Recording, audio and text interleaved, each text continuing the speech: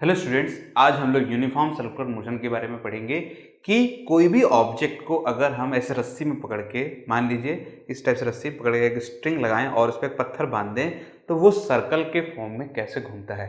जैसे कि अब इसको आप ऐसे भी समझ सकते हैं कि आप रस्सी से बांधे हैं और एक फोर्स लग रहा है और जिसके कारण आपका जो ऑब्जेक्ट है वो एक सर्कल के फॉर्म में घूम रहा है। पर उसका कारण क्या है कि वो सर्कल के फॉर्म में घूम रहा है, तो क्यों घूम रहा है उसका आप समझ लीजिए कि कोई ऑब्जेक्ट है इस पोजीशन पे और दूसरे पॉइंट पे किसी और पॉइंट पे उसका कोई और पोजीशन होगा, तो उसका जो पोजीशन वेक्टर है उसका रिलेशन हमारे वेलोसिटी के साथ कैसा होगा, क्या उसकी वेलोसिटी चेंज होगी, इसका एक्सेलरेशन का जो डायरेक्शन है वो किस पॉइंट पे रहेगा।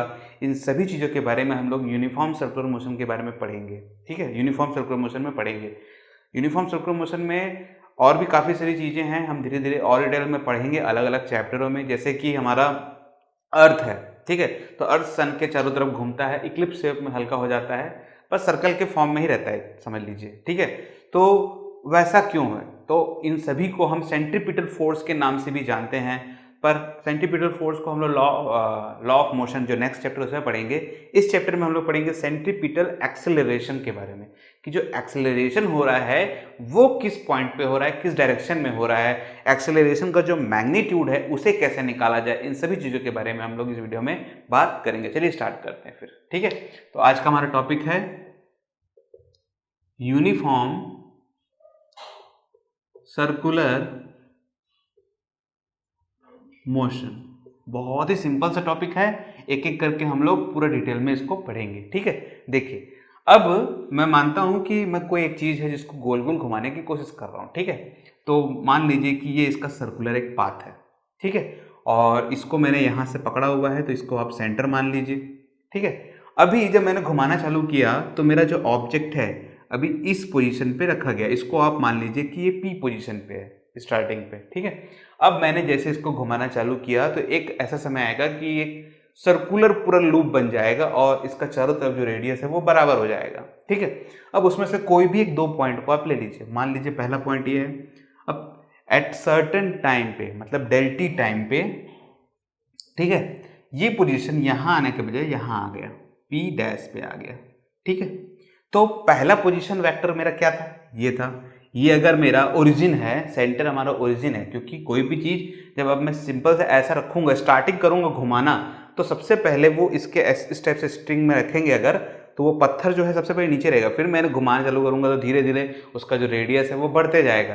तो स्टार्टिंग कहाँ पास में होगा, इस पोजिशन पे होगा। ठीक है, अब जब घुमाना चालू कर दिए तो हम मान के चल रहे हैं कि वो कांस्टेंट वेलोसिटी पे चल रहा है, वेलोसिटी चेंज हो रही है। ठीक है, बट वेलोसिटी में सिर्फ स्पीड जो है, मैग्नीट्यूड वो सेम है, सिर्फ डायरेक्शन चेंज हो रही है। ठीक है, अब वेलोसिटी कैसा है, वेलोसिटी क्या बोल सकते हैं हम, वेलोसिटी का मैग्नीट्यूड और डायरेक्शन दोनों मिलकर वेलोसिटी बनता है, और खाली मैग्नीट्यूड की अगर बात करता हूं मैं तो हमें क्या मिलने वाला है, स्पीड मिलने वाला है।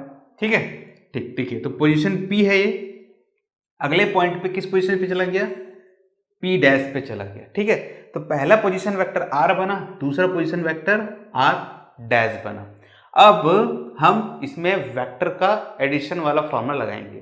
तो वेक्टर एडिशन फॉर्मूला क्या होगा, देखिए इस पोजीशन पे था, इधर से ये यहां गया, देखिए, तो इन दोनों का एडिशन ये बना, आर डैश बना। तो ये वाली वैल्यू क्या रहेगी, इस वैल्यू को हम बोलेंगे डेल आर। ठीक है, बहुत ही सिंपल सा है, रिजल्टेंट हमारा बन चुका है डेल आर। ठीक, अब देखिए इस पर्टिकुलर पॉइंट पे अगर ये पत्थर को मैं छोड़ देता, समझ लीजिए कि इस पोजीशन पे मैं आया और अचानक मैं इसको छोड़ दूं, तो वो पत्थर किधर जाएगा। तो आप देखे होंगे जनरली किसी भी चीज को अगर मैं गोल गोल घुमाता हूं और एक सर्टेन पॉइंट पे छोड़ दूं तो वो पत्थर बाहर की तरफ फेंकाता है। तो ये किस डायरेक्शन में ये जो स्टोन है वो फेंकाएगा, तो देखिए इस पोजीशन पे था, तो ये जो आप पोजीशन वेक्टर देख रहे हैं, पोजीशन वेक्टर के हमेशा परपेंडिकुलर डायरेक्शन में ही वो स्टोन जाएगा। देखिए तो किस डायरेक्शन में है, इस डायरेक्शन में। ठीक है, बहुत ही सिंपल सा है, इसको आप v ले लीजिएगा। अब इस पोजीशन पे भी अगर मैं छोड़ता हूं तो ये भी एक डायरेक्शन पे जाएगा, तो इस डायरेक्शन को देखिए ये, तो इसको आप ले लीजिएगा v डैश। ठीक है, अब इतना सारा क्यों करा जा रहा है, देखिए अभी बहुत ही सिंपल सा टॉपिक है। जब यहां से यहां गया, इसका कुछ एंगल बना डेल थीटा। ठीक है, अब इसमें मेन चीज समझिए, ये v और ये v अगर मैं इसको देखिए बैक लेके आता हूं, ठीक है, इसको समझिएगा, मान लीजिए कि ये ऐसा एक लकीर खींच देता हूं मैं, ठीक है। अब इसको यहाँ पास मैं पॉइंट करता हूँ, देखिए ये लाइन और ये लाइन जो मैं खींच रहा हूँ ये एक दूसरे के पैरेलल है, तो इसको आप वी मान लीजिए, ठीक है। इसी को रिप्रेजेंट कर रहा हूँ। अब देखिए इसको मैं यहाँ रिप्रेजेंट करके आ रहा हूँ, तो इसी के पैरेलल में एक लकीर मैं यहाँ से लेके ऐसा खींच देता हूँ, ठीक है। तो ये हो गया वी डैश और ये हो गया वी, ठीक है। इसी के पैरेलल में इसको यहाँ लेके आया हूँ, सिर्फ समझने के लिए है, ठीक है। अब इसके और इसके बीच में जो एंगल बन रहा है इसको मान लीजिए ये भी डेल थीटा है। सबसे इंपॉर्टेंट चीज क्या है? सबसे इंपॉर्टेंट चीज ये है कि इस पोजीशन वेक्टर और इस पोजीशन वेक्टर का जो भी एंगल बन रहा है वही सेम एंगल इस वेलोसिटी और इस वेलोसिटी के बीच का एंगल दोनों के दोनों बराबर होगा। सबसे इंपॉर्टेंट चीज, सबसे, ठीक है। तो देखिए ये डेल थीटा और ये डेल थीटा हमको बराबर मिलने वाला है, ठीक है। ठीक, अब देखिए ये पोजीशन आपका, ये वेलोसिटी वी डैश हो गया, ये वी हो गया, तो ये बनेगा del v, change in velocity, ठीक है। इसकी डायरेक्शन किस साइड होगी? इस साइड। ये ऐसा, देखिए ये वाला इधर, ये वाला इधर, तो ये वाली डायरेक्शन इस साइड में होगा। और ये डेल वी जो डायरेक्शन है, ठीक है, चेंज इन वेलोसिटी, अगर इसको विद रिस्पेक्ट टू टाइम लिया जाए तो मेरा एक्सेलरेशन की डायरेक्शन किस साइड में आएगी? इनर, मतलब इस साइड जाएगी। अगर मैं इसको इधर लूं, इसको इधर लूं, तो मेरा एक्सेलरेशन का पॉइंट किस साइड बनेगा? ऐसे करके अंदर की तरफ, टूवर्ड्स द इनर, मतलब अंदर की तरफ। किस पोजीशन पे? इस पॉइंट पे आएगा, ठीक है। और इसी एक्सेलरेशन को बोलते हैं सेंट्रीपिटल एक्सेलरेशन, और इसी को हमको समझना है थ्रू डेरिवेशन भी कि ये कैसे वर्क करता है। आई होप आपको भी समझ में आ रहा होगा, ठीक है। फिर से देख लेते हैं एक बार। ये आर हो गया, ये आर डैश हो गया, आर पी पॉइंट पे है पोजीशन वेक्टर, ठीक है। पी डैश नेक्स्ट पॉइंट है with certain interval of time, जिस टाइम को हम लोग डेल टी ले लेते हैं, ठीक है। अब ये टाइम कुछ भी हो सकता है, ये जो पी डैश है ये यहाँ भी हो सकता है, यहाँ भी हो सकता है, कहीं पास में भी हो सकता है, इसका हमको कोई टेंशन लेने वाली नहीं है, ठीक है। जो भी एंगल बनेगा वो एंगल इस वेलोसिटी वाले का एंगल के बराबर ही होने वाला है, पहला बात, ठीक। अब इसका जो ये डेल वी देख रहे हैं, चेंज इन वेलोसिटी जो हो रहा है हमारा, वही हमारा एक्सेलरेशन बनेगा with respect to the time, ठीक है। ये भी एकदम क्लियर है। और ये जो एक्सेलरेशन है, ये एक्सेलरेशन आपका सेंटर की तरफ पॉइंट करने वाला है, ये भी ओके है, ठीक है। ये हमेशा आपका सेंटर की तरफ ही पॉइंट करेगा, इसलिए इसको सेंट्रीपिटल फोर्स बोलते हैं, सेंट्रीपिटल एक्सेलरेशन बोलते हैं। सेंट्रीपिटल का मतलब क्या होता है? सेंट्रीपिटल को हम लोग ग्रीक वर्ड में न्यूटन ने सबसे पहले बोला था कि इसको सेंट्रल सीकिंग के नाम से बोला जाएगा, ठीक है। सेंट्रल सीकिंग मतलब कि सेंटर की तरफ खींचने वाला। वैसे तो सबसे पहले इसके बारे में हाइजन ने बात किया था 1673 के आसपास में, पर बाद में कुछ ईयर्स के बाद न्यूटन ने इसका एक नाम भी डाल दिया कि सेंट्रीपिटल एक्सेलरेशन के नाम से इसको बोला जाएगा, ठीक है। पहले इसको सबसे पहले हाइजन ने इसको समझा था और इसके बारे में काफ़ी डिस्क्राइब में बताया था, पर और डिटेल में इसको ब्रीफली एक्सप्लेन किया न्यूटन ने बाद में, ठीक है। सब चीज़ें मैं जो आपको बता रहा हूँ सब आपका एनसीईआरटी की बुक से ही लिया गया है, ठीक है। ठीक, तो एक्सेलरेशन भी ओके है, ठीक। एक और इम्पॉर्टेंट चीज़ है कि ये जो डेल वी देख रहे हैं, ये डेल वी, ये हमेशा परपेंडिकुलर रहेगा डेल आर के, ठीक है। इसका सिंपल से एक पॉइंट है, देखिए ये आर और ये वी एक दूसरे के परपेंडिकुलर है, ये आर डैश ये वी एक दूसरे के परपेंडिकुलर है, तो इसका जो रिजल्टेंट है डेल आर, वो भी इसके रिजल्टेंट की परपेंडिकुलर ही रहने वाला है, ठीक है। ओके, तो चलिए अब आपको ये डायग्राम अच्छे से समझ में आ गया होगा, ठीक है। अब देखिए इसकी वैल्यू को आप चाहें तो घटा भी सकते हैं, ठीक है। जैसे कि आपकी बुक में बहुत सारे डायग्राम दिया हुआ है, देखिए इस टाइप से। तो मान लीजिए कि मैं पोजीशन वेक्टर यही ले लूं और बहुत ही सर्टेन, मतलब एक इंस्टेंटेनियस एक्सेलरेशन अगर मैं लेना चाहता हूं, तो मैं इसको मतलब एक नेग्लिजिबल टाइम के अगर मानूं, तो ये वेलोसिटी है, ये रिजल्टेंट है, ठीक है, ये आर हो गया। तो मेरा जो एक्सेलरेशन है वो किस साइड में जाने वाला है? वो एक्सेलरेशन इसी साइड में जाने वाला है, तो मेरा एक्सेलरेशन इस साइड में मूव होगा, सेंटर की तरफ मूव होगा। तो मेरी जो डायरेक्शन है एक्सेलरेशन की वो इस साइड में आने वाली है, मेरी वेलोसिटी ये है और मेरा रिजल्टेंट ये, रिजल्टेंट मतलब कि पोजीशन वेक्टर जो मेरा रहेगा वो इस साइड में रहेगा, ठीक है। तो एक्सेलरेशन जो रहेगा वो हमेशा सेंटर की तरफ में ही पॉइंट करने वाला है, ठीक। तो चलिए देखते हैं अब इसका जो एक्सेलरेशन है, इसका जो मैग्नीट्यूड है with respect to del v and r, time को नहीं लेना है, ठीक है। With respect to del v and r के मुकाबले हमारा जो एक्चुअल में जो मैग्नीट्यूड आ रहा है वो कितना आ रहा है, ठीक है। चलिए फिर बनाते हैं, तो क्या क्या चीजें ले सकते हैं हम लोग इसमें, उसको देख लेते हैं, ठीक है। तो हमारे पास में एक रिलेशन है, रिलेशन क्या है कि रेशियो ऑफ दिस ट्राइंगल, देखिए C P P dash, C P P dash, ठीक है, इस ट्राइंगल एंड ये वाला ट्राइंगल का कुछ नाम दे दीजिए, जी एच आई दे दीजिए, एंड जी एच आई, इन दोनों में जो एक रेशियो बनेगा, कौन सा रेशियो बनेगा, एक का आप सेंटर पार्ट ले लीजिए, मतलब कि साइड, ठीक है, साइड लेंथ ले लीजिए, एंड रिजल्टेंट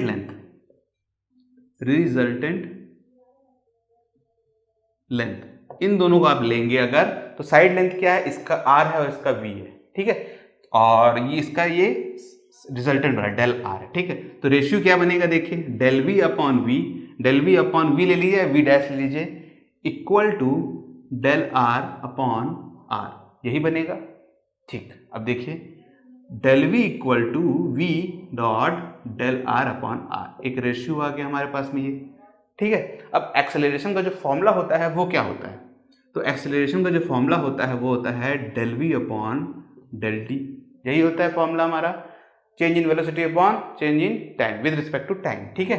अगर मैं इसको इंस्टेंटेनियस एक्सेलरेशन के नाम से ले लूं,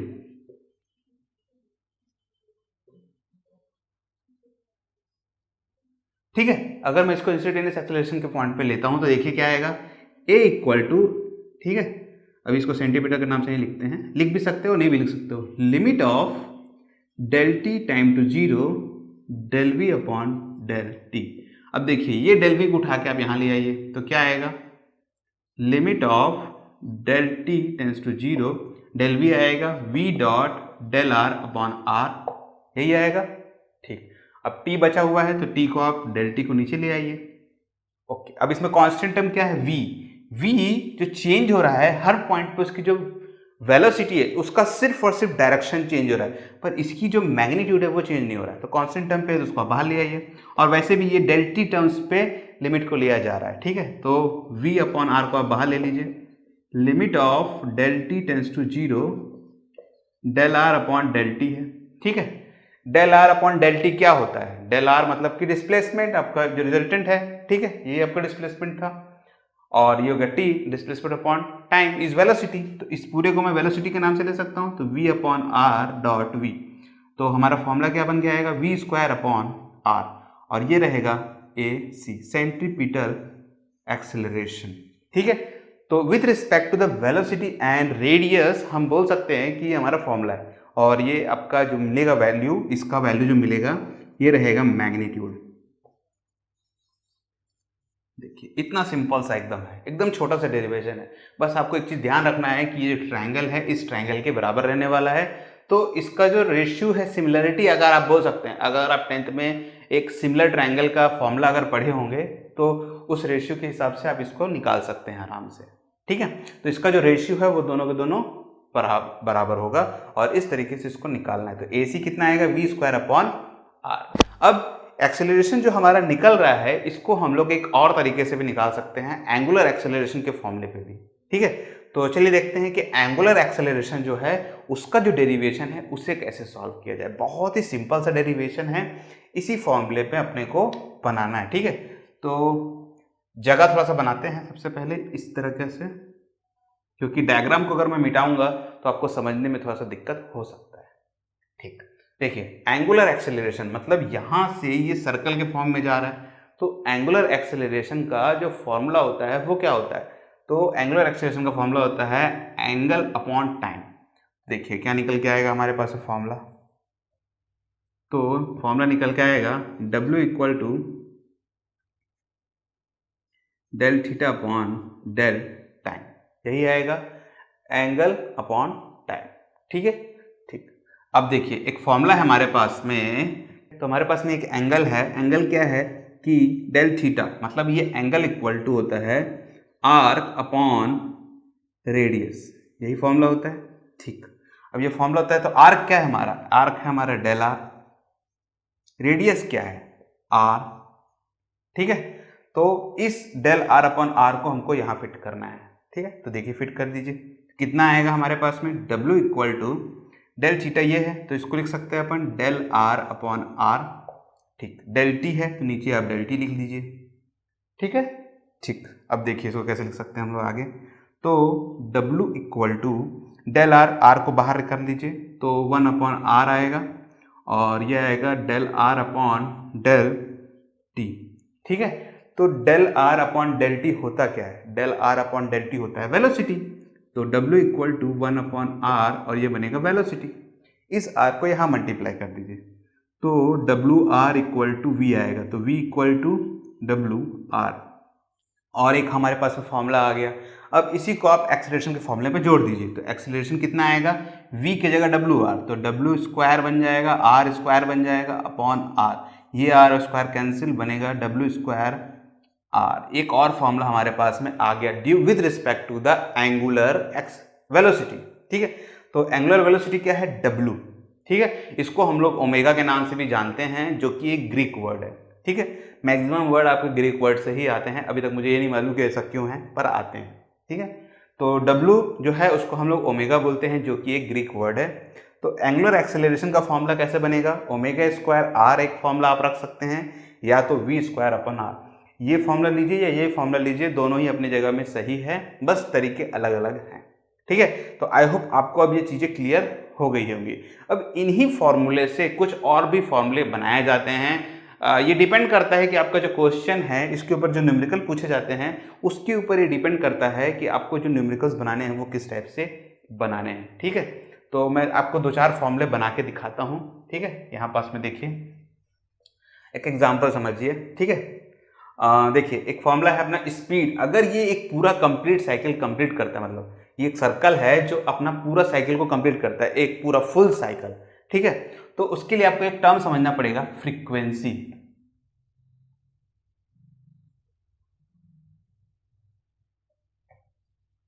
फ्रीक्वेंसी, ठीक है, तो फ्रीक्वेंसी क्या होता है? फ्रीक्वेंसी को हम लोग डिनोट करते हैं न्यू। ठीक है, शायद स्पेलिंग गलत है। ठीक, तो फ्रीक्वेंसी देखिए, फ्रीक्वेंसी को बोलते हैं न्यू। फ्रीक्वेंसी क्या होता है? फ्रीक्वेंसी बोलता है कि 1 सेकंड में ये कितना साइकिल कंप्लीट करेगा। कितना? 1 सेकंड में ये कितना साइकिल कंप्लीट करेगा। अगर 1 सेकंड में 7 साइकिल कंप्लीट करता है तो इसकी फ्रीक्वेंसी हो गई 7। तो इसका फॉर्मूला क्या है? तो फॉर्मूला बनेगा इसका 1, मतलब कि एक आपका पूरा कंप्लीट साइकिल, ठीक है, विद रिस्पेक्ट टू टाइम। तो with respect to time, simple है, एक कंप्लीट साइकिल 1 सेकंड में। ठीक है, 1 सेकंड में ये साइकिल आप बढ़ा भी सकते हैं, मतलब आप मान लीजिए कि 100 सेकंड में कितना साइकिल कंप्लीट कर रहा है, तो एक एग्जांपल मान लीजिए कि 7 साइकिल वो कंप्लीट कर रहा है 100 सेकंड में, तो इसकी फ्रीक्वेंसी कितनी ली जाएगी? तो 1 सेकंड में अगर इसका रेशियो में निकालता हूं तो इसका रेशियो निकलेगा 0.0 समथिंग, इतना ही निकलेगा। तो इतना साइकिल वो कंप्लीट कर रहा है 1 सेकंड में। ठीक है, इस तरीके से आप इसको बता सकते हैं कि इसकी जो फ्रीक्वेंसी है ये इस तरीके से दी जाएगी, मतलब 1 सेकंड में ये कितना कंप्लीट कर रहा है। समझ रहे हैं बात को? ठीक, मतलब एक साइकिल कंप्लीट होना ही चाहिए ना, उससे कम भी हो सकता है। एक ये रेशियो निकला है, देखिए अब इसको अगर आप ध्यान से देखेंगे तो ये 100 सेकंड में 7 कंप्लीट कर रहा है, मतलब 1 सेकंड में ये पूरा साइकिल भी कंप्लीट नहीं कर पा रहा है, पर इसकी कुछ तो वैल्यू होगी। तो इसे फ्रीक्वेंसी के टर्म पे कैसे लिया जाएगा? ठीक है, तो 1/t। ठीक है, अगर 7 साइकिल कंप्लीट करता है 100 सेकंड में तो 7/100 इज योर फ्रीक्वेंसी।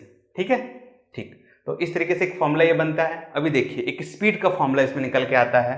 तो स्पीड इक्वल टू क्या होता है? Distance upon time. Distance upon time, ठीक है, डिस्टेंस क्या होता है? एक कंप्लीट सर्कल का जो डिस्टेंस होता है वो होता है 2πr सरकमफ्रेंस, और टाइम क्या होता है? t। स्पीड को हम v से ले लेते हैं। ठीक है, तो v इक्वल टू 2πr/t बनता है, और 1/t को अगर मैं न्यू के फॉर्म में लिखूं तो बनेगा 2πr न्यू। तो हमारे पास में एक वेलोसिटी का फॉर्मूला आ गया, मतलब स्पीड का एक फॉर्मूला आ गया। ठीक है, अब देखिए इसको अगर मैग्नीट्यूड से रिलेट करेंगे तभी वर्क करेगा। ठीक है, क्योंकि इसकी जो वेलोसिटी का जो डायरेक्शन है वो हर पॉइंट पे चेंज होता है। ठीक है, तो अगर मैं इसको v ले रहा हूं तो मतलब ये सिर्फ और सिर्फ मैं मैग्नीट्यूड की ही बात कर रहा हूं। ठीक है, ठीक, अभी देखिए इस पे जो v का वैल्यू आया है, ये वाला v, इसको आप इस तरीके से चेंज कर सकते हैं। ठीक है, तो इसको कैसे लिखा जाएगा इसको समझिए।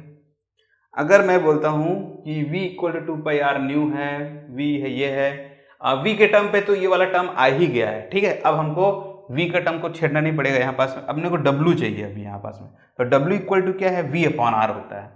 तो W equal to V upon R है और W इक्वल टू वी ये है 2 पाई आर न्यू और आर नीचे है तो आर और कैंसिल तो W इक्वल टू आएगा 2 पाई न्यू। देखिए एक और फॉर्मूला हमारे पास में आ गया। तो ये आपकी कंडीशन के ऊपर में है कि आपको ये फॉर्मूले को किस तरीके से बनाना है। देखिए अब एनसीईआरटी बुक में 2-4 फॉर्मूले आपको बना के दिए हैं, अगर आपको रेफरेंस बुक यूज करते हैं तो उसमें और भी एक्स्ट्रा फॉर्मूले बना के दिए होंगे, ठीक है। तो ये जो फॉर्मूले हैं ये आपके क्वेश्चन के हिसाब से चेंज होते रहते हैं, तो आपको ये अपने हिसाब से बनाना है इन फॉर्मूले को, ठीक है। इसका आपको ध्यान रखना है। अगर आपको किसी फॉर्मूले में दिक्कत है तो आप कमेंट सेक्शन में जरूर पूछिएगा, मैं आपको उसमें भी हेल्प करूंगा, ठीक है। ठीक, तो चलिए एक क्वेश्चन बना लेते हैं इसके ऊपर और फिर उसके बाद हम लोग इस चैप्टर को भी कंप्लीट करेंगे और ये हमारा यूनिफॉर्म सर्कुलर मोशन का जो टॉपिक है इसको भी कंप्लीट कर लेते हैं, ठीक है। ठीक, तो हमारे पास में क्वेश्चन है, बहुत ही सिंपल सा क्वेश्चन है। क्वेश्चन ये बोलता है कि एक सेंटर है, ठीक है, और इसमें एक कीड़ा है, ठीक है, वो इसके चारों तरफ में घूम रहा है, इसका रेडियस हम 12 सेंटीमीटर लिए हैं, ठीक है। आप इसको अलग अलग तरीके से लिखते हैं। आप ऐसा भी कर सकते हैं इसको कि आप एक रस्सी लिए हैं और उस पर एक स्टोन को बांध के गोल गोल घुमा रहे हैं जो कि एक सर्कुलर फॉर्म में है। इसका यहाँ से यहाँ तक का डिस्टेंस 12 सेंटीमीटर है। एप्लीकेशन आप कुछ भी ले लीजिए, ठीक है। ठीक, अब देखिए ये जो साइकिल कंप्लीट हो रहा है, ठीक है, 1 साइकिल कंप्लीट हो रहा है या कितने भी साइकिल कंप्लीट हो रहे हैं, तो ये 7 कंप्लीट साइकिल करता है। इसको सर्कल कंप्लीट करने में 100 सेकेंड लग जाता है, ठीक है। तो मेरा जो फ्रीक्वेंसी है वो क्या निकल के आएगा यहाँ पास में 7/100। इसके पहले मैंने डेरिवेशन में आपको ये निकाल के बताया भी है, ठीक है। अब बोल रहा है कि इसका एंगुलर स्पीड निकाल के बताइए, मतलब W, लीनियर स्पीड निकाल के बताइए, मतलब आपका V वेलोसिटी, ठीक है, और एंगुलर एक्सेलरेशन भी बताइए, ठीक है। तो एंगुलर एक्सेलरेशन जो है हमारा, जिसको सेंटीमीटर एक्सेलरेशन नाम से बोलेंगे हम, वो कितना निकल के आता है। तो इसके लिए मैंने फॉर्मूले पहले से आपको लिख के बता दिए हैं यहाँ पास में, देखिए। तो ये फॉर्मूले का बस यूज करना है और हमारा काम खत्म, ठीक है। तो देखते हैं कि क्या क्या निकल सकता है। तो W के लिए हमको क्या चाहिए, W के लिए चाहिए 2 पाई न्यू मतलब कि फ्रीक्वेंसी का फॉर्मूला क्या है 7/100, ये फॉर्मूला हमारा बनेगा, ठीक। अब देखिए एक कंप्लीट अगर मुझे साइकिल करना है तो एंगुलर का फॉर्मूला 2 पाई न्यू, ठीक है। तो देखिए W का फॉर्मूला क्या निकल के आता है 2 पाई न्यू, फॉर्मूला लगाइए 2 इंटू पाई का जो वैल्यू होता है वो 2 होते हैं, या तो 3.14 ले लीजिए या 22/7 ले लीजिए। जो सफिस्टिकेटेड होता है, मतलब जो आसान है हमारे लिए, वो 22/7 लेंगे। इस पे न्यू का वैल्यू आएगा 7/100, 7 कंप्लीट, ठीक है। ठीक, तो 224 तो मतलब 44/100 वैल्यू आएगा 0.44।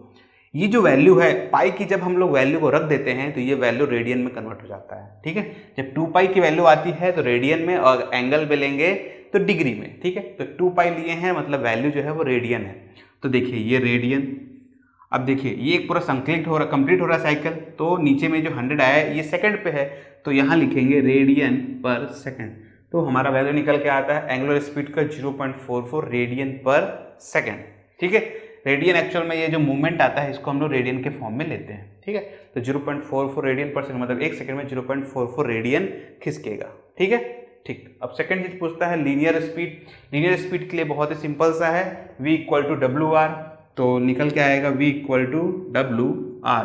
W क्या है 0.44 और रेडियस क्या है 12, ठीक है।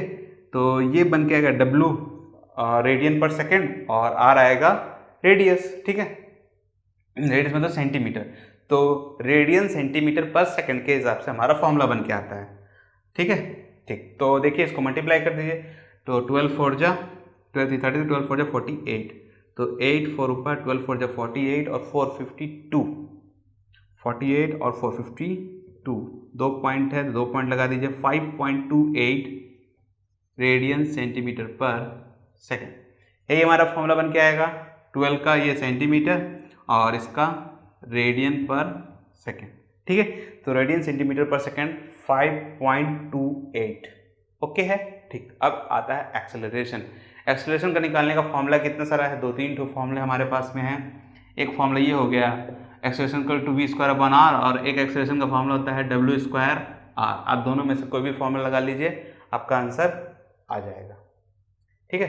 तो जो भी चाहे आप फॉर्मूला लगा सकते हैं। तो एक्सेलरेशन = V² भी लगाएंगे तो ये आएगा, और उसको तो W लगा देते हैं अपन, ज़्यादा बेनिफिट रहेगा हमारे पास में। तो 44 का स्क्वायर, ठीक है, डॉट आर मतलब कि 12। तो 0.44 का मल्टीप्लाई करिए इंटू 12 कर देते हैं। चलिए कर लेते हैं, बहुत सिंपल सा है। 0.44 0.44 4 4 16 1 4 4 16 1 17, ये आएगा 176, तो ये आएगा 176 6 6 is 12 113 का 3 1 ऊपर 7 1 8 1 9 और ये आएगा 1 1 2 3 4 1 2 3 4 0.1936, ठीक है, इंटू 12 कर देते हैं इसको।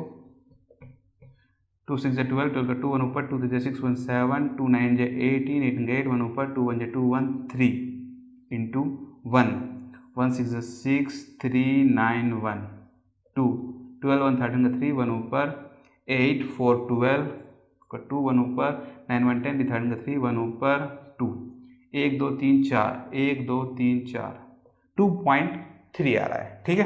तो आंसर आ रहा है 2.32। ओके, तो आंसर आ रहा है हमारा 2.32, ठीक है। इसका जो यूनिट बनेगा वो क्या बनेगा, ये रेडियन है, ठीक है। तो रेडियन का क्या आएगा, radian square upon second square dot centimetre, यही फॉर्मूला हमारा बन के है। और जो हमारा यूनिट है वो ये निकल के आता है, ठीक है। और फॉर्मूला हमारा, फॉर्मूले से जो हमारा आंसर आ रहा है वो कितना है 2.32, ठीक है। तो इस तरीके से इस नंबर को किया जाएगा। और भी काफ़ी सारे क्वेश्चन होंगे, तो आप जरूर ट्राई करिएगा घर में। अगर सोल्यूशन नहीं आता है, ऐसा कोई तकलीफ होता है या 4-5 क्वेश्चन भी बन जाते हैं, तो उसके ऊपर मैं एक वीडियो बना दूंगा सेपरेटली। अगर आपको कोई प्रॉब्लम आ रहा है फॉर्मूले समझने में, तो आप कमेंट सेक्शन में जरूर बताइएगा, ठीक है। फॉर्मूला जरूर लिख डालिएगा, ठीक है, कैसे भी लिखिएगा पर बन जाना चाहिए कि फॉर्मूला समझ में आना चाहिए कि आप पूछ क्या रहे हैं, ठीक है। क्योंकि क्या होता है, कोई लोग मतलब एक शॉर्ट फॉर्म में पूछते हैं कि सर ये क्या है, ये क्या है, मतलब समझ में ही नहीं आता है। तो आप थोड़ा सा जब क्वेश्चन लिखेंगे या कोई समझ में नहीं आ रहा है तो थोड़ा डिस्क्राइब भी कर सकते हैं। और अगर कुछ इमेज या ऐसा कुछ है जो फॉर्मूला लिखा नहीं जा रहा है कमेंट सेक्शन में, तो आप मेरे फेसबुक पेज में भी अश्विन की पाठशाला के नाम से है, उस पर भी आप लिंक में भेज सकते हैं, ठीक है। पर जब आप लिंक में भेजें तो मुझे कमेंट में यूट्यूब में ज़रूर बताएं, क्योंकि मुझे नोटिफिकेशन नहीं आ पाता है फेसबुक में, ठीक है। तो आप मुझे लिख के ज़रूर बताएं कि सर मैं इसको अपलोड किया हूँ, तब मैं उसको आराम से देख पाऊँगा, ठीक है। ठीक, तो इस वीडियो को अब यहीं क्लोज करेंगे। और ये वीडियो हमारा इस चैप्टर का भी लास्ट वीडियो था। तो इस तरीके से मोशन इन ए प्लेन हमारा यहाँ पास में ख़त्म होता है, ठीक है। तो इस पूरे चैप्टर में या ऐसा कोई भी आपको डाउट आ रहा है तो बिना किसी झिझक के आप कमेंट सेक्शन में ज़रूर पूछिएगा, चाहे कैसा भी क्वेश्चन हो, मैं उसका जवाब ज़रूर दूंगा, ठीक है। ठीक है, तो इस वीडियो को हम यहीं क्लोज करेंगे। Thank you for joining this video. आपका दिन शुभ रहे। अगर ये वीडियोस आपको पसंद आ रहे हैं तो इसे लाइक और शेयर जरूर कर दीजिएगा। और अगर अभी तक आपने हमारे चैनल को सब्सक्राइब नहीं किया है तो सब्सक्राइब करना बिल्कुल भी ना भूलें, ठीक है।